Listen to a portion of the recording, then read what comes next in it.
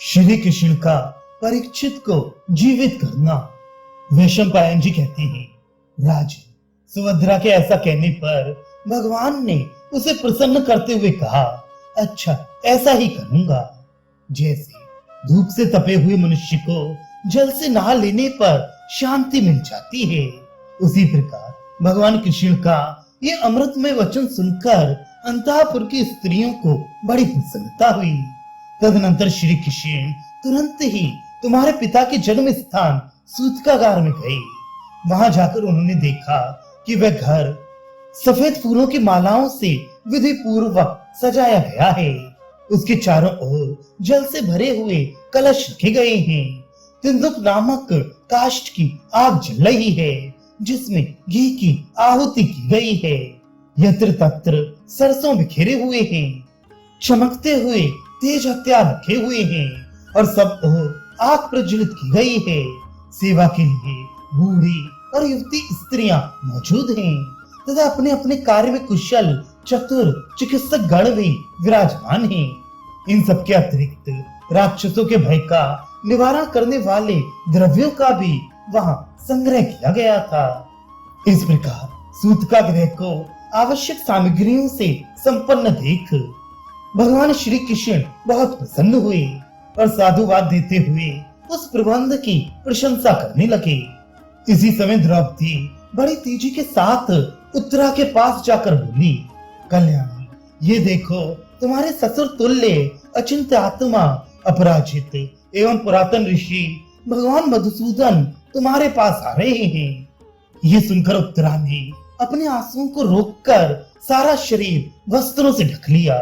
श्री कृष्ण के प्रति उसकी भगवत बुद्धि थी, इसलिए उन्हें आते देख वे तपस्विनी बाला व्यथित हृदय से करुण विलाप करती हुई गदगद कंठ से बोली, जनार्दन, देखिए आज मैं और मेरे पति दोनों ही संतानहीन हो गए। अभिमन्यु तो पहले से ही मृत्यु को प्राप्त हो चुके हैं, अब मुझे भी पुत्र शोक से मरी हुई ही समझिए। मधुसूदन, आपके चरणों में मस्तक रखकर मैं प्रार्थना करती हूँ कि मुझ पर प्रसन्न हो जाइए और अश्वत्थामा के ब्रह्मास्त्र से दग्ध हुए मेरे बेटे को जिला दीजिए।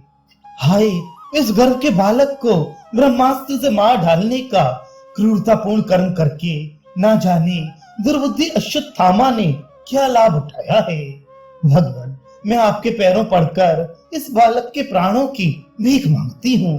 यदि ये जीवित नहीं हुआ तो मैं भी अपने प्राण त्याग दूंगी। इसको लेकर मैंने बड़ी बड़ी आशाएं बांध रखी थी, किंतु द्रोण पुत्र अश्वत्थामा ने उन सब पर पानी फेर दिया। अब मेरे जीने का क्या प्रयोजन है।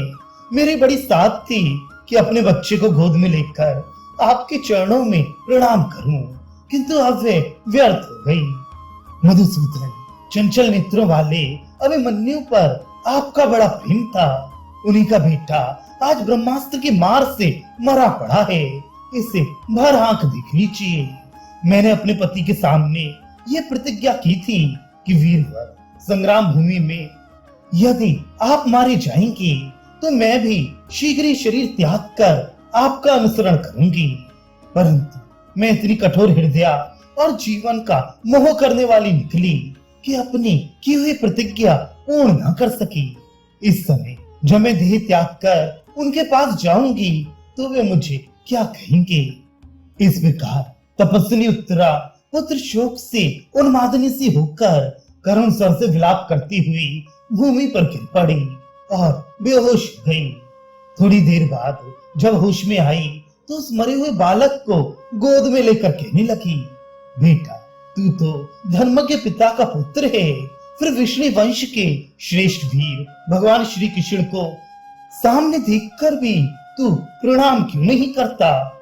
उठकर खड़ा हो जा और कमल के समान नेत्रों वाले जगदीश्वर श्री कृष्ण के मुख की शोभा निहार।